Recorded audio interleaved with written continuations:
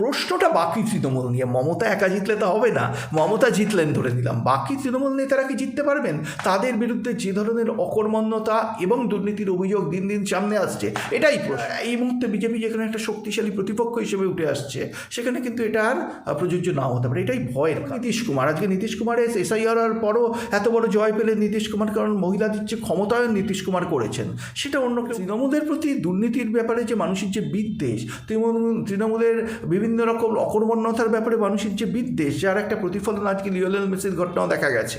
তো এই বিদ্বেষটাকে আটকাবেন কী করে? এই অ্যান্টি এস্টাবলিশমেন্ট প্রতিষ্ঠান বিরোধিতার হাওয়াটাকে আটকাবেন কী করে? আর্জেন্টিনা মারাদোনা নির্ভর হয়ে গেছিল, একইভাবে তৃণমূলও মমতা নির্ভর হয়ে গেছে। এটাই তাদের পতনের কারণ ভবিষ্যতে হতে পারে, কারণ বাকি নেতারা না। এখানে দাঁড়িয়ে আরও একটা পরিসংখ্যান সামনে উঠে আসছে যে নন্দীগ্রাম, যেটা শুভেন্দু অধিকারীর কেন্দ্র বলা হয়, সেখানে মোট ভোটার সংখ্যা 2025 জানুয়ারি অনুযায়ী 2,78,212 জন, আর এখানে বাদ পড়েছে মাত্র 10,599 জন, যেটা বাদের হারটা মাত্র 3.81%। দেখুন, শুভেন্দু অধিকারীর সবচেয়ে বড় কৃতিত্ব তার রাজনৈতিক জীবনে এখন অবধি আমি যেটা মনে করি, তৃণমূল প্রশাসনে ছিল ভোট তৃণমূলের দিকেই, যারা টিভিতে মুখ দেখাতে ব্যস্ত এবং সোশ্যাল মিডিয়ায় কমেন্ট করতে ব্যস্ত থাকেন অনেক সময়, তারা কেন সেই সংগঠন শুভেন্দু অধিকারীর থেকে শিখে রাস্তায় রাস্তায় থাকতে হবে, শুধু এসি অফিসে আর এসি টিভি স্টুডিওয় বসে না। চ্যালেঞ্জটা হচ্ছে বিজেপি যে 2,33,00,000 ভোট পেয়েছিল গত লোকসভায়, সেই ভোটটাকে ধরে রাখা, তাহলে কিন্তু একটা গেম চেঞ্জার হয়ে যাবে। তাহলে কিন্তু পশ্চিমবঙ্গের হাওয়া একেবারে বদলে যাবে। আমি প্রধানমন্ত্রী হিসেবে মনে করেন তার কাজ হচ্ছে দেশের জন্য কাজ করা, প্রধানমন্ত্রীর দায়িত্বটা পালন করে, এবং তার মধ্যে ইন্টারভিউ দেওয়া পড়ে না, বিজেপির প্রবক্তারা ইন্টারভিউ দেবে, অমিত শাহ বলবেন সরকার সম্বন্ধে, মোদির বলার দরকার। মানুষের কাছে গ্রহণযোগ্য হতে হয়, তাহলে এই ঔদ্ধত্যটা ত্যাগ করতে হবে, জনসংযোগ করতে হবে এবং সংগঠন তৈরি করতে হবে। স্যার বলছি, এসআইআর শেষ হওয়ার পরে যে পরিসংখ্যানটা সামনে এসেছে, সেখানে দেখা যাচ্ছে যে ভবানীপুর বিধানসভা কেন্দ্র, যেখানে মমতা বন্দ্যোপাধ্যায়ের কেন্দ্র যেটা, সেখানে 2025 সালের জানুয়ারি পর্যন্ত ভোটার সংখ্যা ছিল 2,06,295 জন, আর সেখানে বাদ পড়েছে 44,787 জন। এত প্রায় বাদের হার প্রায় 21.71%। কোনোভাবে কি এটা একটা বড় প্রভাব ফেলবে? দেখুন, মমতা বন্দ্যোপাধ্যায় যখন প্রার্থী ছিলেন তখন তিনি প্রিয়াঙ্কা টিবরেওয়ালকে হারিয়েছিলেন ওখানে 60,000-এর বেশি মার্জিনে। এবং মমতা যদি প্রার্থী হন এবং তার উপযুক্ত প্রার্থী যদি বিজেপি না দিতে পারে, তাহলে কিন্তু এটা কোনো প্রভাব ফেলবে না। কিন্তু যদি মমতার জায়গায় অন্য কেউ প্রার্থী হন, ধরুন আজকে যখন শোভনদেব চট্টোপাধ্যায় প্রার্থী ছিলেন, বিরুদ্ধে ছিলেন রুদ্রনীল ঘোষ, তখন কিন্তু মার্জিন ছিল জয়ের মাত্র 29,000। তখন সেই সূত্রে এটা প্রার্থী ফেলবে। যখন তৃণমূল কাকে প্রার্থী দিচ্ছে এবং বিজেপি কাকে প্রার্থী করছে, এর ওপর নির্ভর করবে। আমার কোথাও মনে হয় মমতা বন্দ্যোপাধ্যায় যতই নন্দীগ্রামে হারুন, তিনি বাংলায় তার যে জনপ্রিয়তা, সেই জনপ্রিয়তাটাকে শুধু ভুয়ো ভোটার দিয়ে এক্সপ্লেন করা যায় না। মমতার যে অ্যাপিলটা আছে সাধারণ বাংলার মহিলাদের কাছে, এই অ্যাপিলটাকে অন্য, এতে যেমন নীতিশ কুমার, আজকে নীতিশ কুমারের এসআইআর হওয়ার পরও এত বড় জয় পেলেন নীতিশ কুমার, কারণ মহিলাদের যে ক্ষমতায়ন নীতিশ কুমার করেছেন সেটা অন্য কেউ করেনি। মমতাও একইভাবে বাংলায় লক্ষ্মীর ভাণ্ডার থেকে শুরু করে কন্যাশ্রীর মতো প্রকল্প যেভাবে চালিয়েছেন, এটাকে কিন্তু বাংলার মেয়েরা সাধুবাদ জানায়, সাধারণ মেয়েদের কথা বলছি, এলিট শ্রেণীর মেয়েদের নয়। কিন্তু প্রশ্নটা বাকি তৃণমূল নিয়ে। মমতা একা জিতলে তো হবে না, মমতা জিতলেন ধরে নিলাম, বাকি তৃণমূল নেতারা কি জিততে পারবেন? তাদের বিরুদ্ধে যে ধরনের অকর্মণ্যতা এবং দুর্নীতির অভিযোগ দিন দিন সামনে আসছে, এটাই প্রশ্ন। মমতা তো একা 294টা কেন্দ্রে লড়তে পারবেন না, বাকিরা কি করবে? মমতার নামে ভোট পেয়ে যে মানুষ বারবার দেবে, 2016 দিয়েছিল নারদাকাণ্ডের পর, এটা এই মুহূর্তে বিজেপি যেখানে একটা শক্তিশালী প্রতিপক্ষ হিসেবে উঠে আসছে, সেখানে কিন্তু এটা আর প্রযোজ্য নাও হতে পারে, এটাই ভয়ের কারণ। যে ভবানীপুরে যত ভোটার বাদ গেছে তার মধ্যে একটা বড় সংখ্যা হচ্ছে নিখোঁজ ভোটারের। সেখানে প্রায় 19,471 জন ভোটার তারা নিখোঁজ। আপনি দেখবেন এই নিখোঁজ ভোটার হয়তো কিছু কেন্দ্রে কনসেন্ট্রেটেড হবে, এবং হয়তো দেখবেন সেই ভোটার কেন্দ্রে কনসেন্ট্রেটেড হবে যেখানে তৃণমূল একটা বিরাট মার্জিন পেয়েছিল, এটাও দেখতে পারবেন। কিন্তু আমি আবার বললাম, তার মানে এই নয়, একবারও মনে করবেন না যে মমতা বন্দ্যোপাধ্যায় এই নিখোঁজ ভোটাররা বাদ গেলেই হেরে যাবেন, না, এটা হবে না, এত সহজভাবে দেখবেন না। মমতা বন্দ্যোপাধ্যায়ের যে জনমোহিনী অ্যাপিল, এটা এখনও বাংলায় সর্বোচ্চ। বাংলায় কোনো নেতা নেই ভারতীয় জনতা পার্টিরও যে এই মমতা বন্দ্যোপাধ্যায়ের অ্যাপিলকে ম্যাচ করতে পারে। সমস্যাটা হবে অন্য জায়গায়, ভবানীপুর ছেড়ে দিন, অন্য কেন্দ্রগুলোতে যেখানে মমতা বন্দ্যোপাধ্যায় দাঁড়াতে পারবেন না। উনি তো আমি যেটা বলছি আপনাকে 294তে কেন্দ্রে প্রার্থী হবেন না। তৃণমূলের প্রতি মানুষ মমতাকে ভালোবাসে, কিন্তু তৃণমূলের প্রতি দুর্নীতির ব্যাপারে যে মানুষের যে বিদ্বেষ, তৃণমূলের বিভিন্ন রকম অকর্মণ্যতার ব্যাপারে মানুষের যে বিদ্বেষ, যার একটা প্রতিফলন আজকে লিওনেল মেসির ঘটনাও দেখা গেছে। তো এই বিদ্বেষটাকে আটকাবেন কী করে? এই অ্যান্টি এস্টাবলিশমেন্ট প্রতিষ্ঠান বিরোধী হাওয়াটাকে আটকাবেন কী করে? একা মমতা কতবার তৃণমূলকে জয়ের পথ দেখাবেন? একটা কথা মনে পড়িয়ে দিই, ফুটবলের পরিভাষায় দিয়াগো মারাদোনা 1986 সালে একাই আর্জেন্টিনাকে বিশ্ব চ্যাম্পিয়ন করেছিলেন। 1990-এ কিন্তু আর্জেন্টিনা হেরে গেছিল জার্মানির কাছে, যদিও মারাদোনা নেতৃত্বে ছিলেন। আর মারাদোনা পারেননি, কারণ একটা মানুষের একটা লিমিট আছে একটা দলকে নেতৃত্ব দিয়ে জেতানোর, যদি অন্য সতীর্থরা সেভাবে উঠে না আসে। আর্জেন্টিনা মারাদোনা নির্ভর হয়ে গেছিল, একইভাবে তৃণমূলও মমতা নির্ভর হয়ে গেছে। এটাই তাদের প্রতরের কারণ ভবিষ্যতে হতে পারে, কারণ বাকি নেতারা না মমতার সাথে তাল মিলিয়ে চলতে পারছেন না। এখানে দাঁড়িয়ে আরও একটা পরিসংখ্যান সামনে উঠে আসছে যে নন্দীগ্রাম, যেটা শুভেন্দু অধিকারীর কেন্দ্র বলা হয়, সেখানে মোট ভোটার সংখ্যা 2025 জানুয়ারি অনুযায়ী 2,78,212 জন, আর এখানে বাদ পড়েছে মাত্র 10,599 জন, যেটা বাদের হারটা মাত্র 3.81%। দেখুন, শুভেন্দু অধিকারীর সবচেয়ে বড় কৃতিত্ব তার রাজনৈতিক জীবনে এখন অবধি আমি যেটা মনে করি, বাংলার একজন কিংবদন্তি নেত্রীকে উনি হারিয়েছেন। মমতা বন্দ্যোপাধ্যায়কে পশ্চিমবঙ্গের যে কোনো কেন্দ্রে হারানোই একটা বিরাট অ্যাচিভমেন্ট, এবং সেই জন্যই সম্ভবত শুভেন্দু অধিকারী আজ বিরোধী দলনেতা। সুতরাং এটাকে শুধু ভুয়ো ভোটের নিরিখে দেখলে ঠিক হবে না, কারণ ভুয়ো ভোট হয়তো তৃণমূলেরও ছিল, বিজেপিরও ছিল, কারণ তৃণমূল প্রশাসনে ছিল ভুয়ো ভোট তৃণমূলের দিকেই যাবে। সেখানে দাঁড়িয়ে এটাকে দেখতে হবে শুভেন্দুর জনপ্রিয়তা, তার সাংগঠনিক ক্ষমতা নিয়ে। শুভেন্দু, এখানে বিজেপিরও একটা শিক্ষার ব্যাপার আছে। শুভেন্দু নন্দীগ্রামে যে সংগঠনটা দেখাতে পাচ্ছেন, সেই সংগঠনটা অন্যান্য বিজেপি নেতারা তাদের কেন্দ্রগুলোতে কেন দেখাতে পাচ্ছেন না? সেই সংগঠনটা তারা তৈরি করতে পারছেন না কেন? আজ পূর্ব মেদিনীপুরকে যেমন একটা দুর্ভেদ্য দুর্গ হিসেবে শুভেন্দু তৈরি করেছেন, বাকি বিজেপি নেতারা তারা টিভিতে মুখ দেখাতে ব্যস্ত এবং সোশ্যাল মিডিয়ায় কমেন্ট করতে ব্যস্ত থাকেন অনেক সময়, তারা কেন সেই সংগঠনের দিকে জোর দিচ্ছেন না? আজ SIR যখন হচ্ছে, আপনি তৃণমূলের কর্মীদের রাস্তায় রাস্তায় দেখতে পাবেন মানুষকে সাহায্য করছে বুথ তৈরি করে।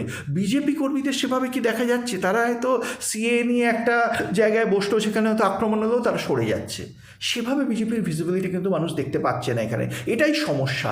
শুভেন্দুকে দেশ থেকে শিখতে গেলে শুভেন্দুর সাংগঠনিক ক্ষমতা থেকে শিখতে হবে, এবং এটা মনে রাখতে হবে শুভেন্দু কিন্তু উঠে এসছেন মমতা বন্দ্যোপাধ্যায়ের গাইডেন্সে, নেত্রী হিসেবে মমতা বন্দ্যোপাধ্যায়ের গাইডেন্সে দীর্ঘদিন কাজ করেছেন, ফলে মমতার কাজের ধারাটা উনি জানেন। আমার আশা বিজেপির যে নেতারা যদি তারা ভেবে থাকেন SIR হবে আমরা জিতে যাব, না, সেটা হবে না।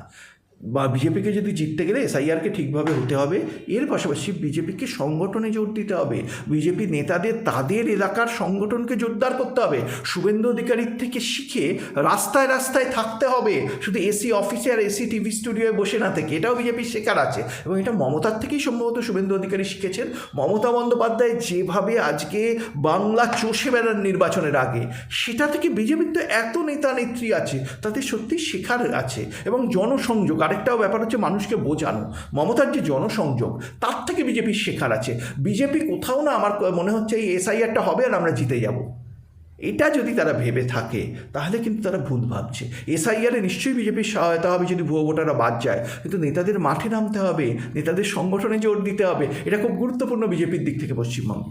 রাজ্যের আরও জায়গায় ভোটার বাদ গেছেন, যেখানে চৌরঙ্গি সবার প্রথমে রয়েছেন, যেখানে সবথেকে বেশি পরিমাণে ভোটার বাদ গেছেন। সেখানে প্রায় 78,553 জন ভোটার বাদ গেছেন। তারপরে নাম আছে কলকাতা বন্দর, যেটা ফিরহাদ হাকিমের এলাকা, সেখানে প্রায় 63,730 জন ভোটার বাদ গেছেন।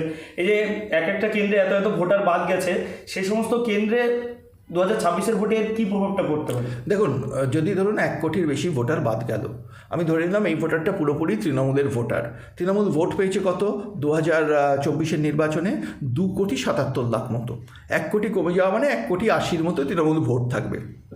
এখানে বিজেপির চ্যালেঞ্জটা হচ্ছে, বিজেপি যে 2,33,00,000 ভোট পেয়েছিল গত লোকসভায়, সেই ভোটটাকে ধরে রাখা। এবার ধরে রাখার কতগুলো নেগেটিভ সাইড থাকতে পারে। এক নম্বর হচ্ছে এই যে ভোটারদের নাম বাদ যাবে তারা সবাই তৃণমূলের ভোটার, এটা ভাবার কোনো কারণ নেই। যেমন ধরুন আপনি আগের অনুষ্ঠানে আমরা আলোচনা করছিলাম বহু মতুয়া ভোটারের নামও বাদ যেতে পারে, যেহেতু তারা বাংলাদেশ থেকে এসছে, যারা এখনও নাগরিকত্ব পায়নি বাদ যেতে পারে। এটা বোধহয় ধরে নেওয়া ঠিক হবে না যে সমস্ত ভোটার যারা বাদ যাবে তারা হচ্ছে তৃণমূলের ভোটার, না সেটা নাও হতে পারে। সমস্ত ভোটার মুসলমান ভোটার সেটাও না হতে পারে, হিন্দু প্রচুর ভোটারেরও নাম বাদ যেতে পারে। সুতরাং বিজেপির সামনে চ্যালেঞ্জ সত্যিই হচ্ছে নিজের ভোটটাকে ধরে রাখা, শুধু এসআইআরের ভরসায় বসে না থেকে। এবং মানে এটা কি হচ্ছে জানেন তো, ভারতীয় জনতা পার্টি তার কার্যত ওয়ান ম্যান আর্মি হয়ে গেছে। শুভেন্দু অধিকারী যিনি রাস্তায় ঘাটে দৌড়ে বেড়াচ্ছেন, একা পরিশ্রম করছেন, কিন্তু শুভেন্দু অধিকারী তো মমতা বন্দ্যোপাধ্যায় নন। মমতা বন্দ্যোপাধ্যায়ের সেই স্টেচার এখনও তিনি পাননি। তার পক্ষে সম্ভব নয় একা হাতে 294তে আসলে প্রার্থী হয়ে যাওয়া, হয়তো মানবেও না দলের লোকেরা, যেহেতু তিনি অন্য দল থেকে এসেছেন। সেখানে প্রত্যেক নেতাকে সজাগ হওয়া উচিত, তার কেন্দ্রে সংগঠনের উপর জোর দেওয়া উচিত এবং নিজের ভোটটাকে ধরে রাখার চেষ্টা করা উচিত। এই ভোটটা যদি তৃণমূল ধরে রাখতে পারে, 2024-এর ভোটটা বিজেপি যদি ধরে রাখতে পারে, তাহলে কিন্তু একটা গেম চেঞ্জার হয়ে যাবে, তাহলে কিন্তু পশ্চিমবঙ্গের হাওয়া একেবারে বদলে যাবে। কিন্তু যদি ভোটে ইরোশন হয়, আমি সেই ভয়টা কিন্তু থেকে যাচ্ছে, কারণ এটা বিধানসভা ভোট। 2024-এ লোকসভা ভোট ছিল, এটা মনে রাখবেন। লোকসভা ভোটটা নরেন্দ্র মোদীর জন্য ভোট, বিধানসভা ভোটটা রাজ্যের জন্য ভোট। সেখানে বিধানসভা ভোটে সবসময় দেখা যায় যে যেগুলো আঞ্চলিক দল তৃণমূল কংগ্রেসের মতো তারা ভালো করে কম্পেয়ার টু লোকসভা ভোট। আপনি বরাবর দেখুন তৃণমূলের ভোট শেয়ার লোকসভা ভোটে ছিল 48%, বিধানসভা ভোটে ছিল 48%, লোকসভা ভোটে কমে এসেছিল 46%, অর্থাৎ 2%-এর একটা ফারাক হয়ে গেছিলো।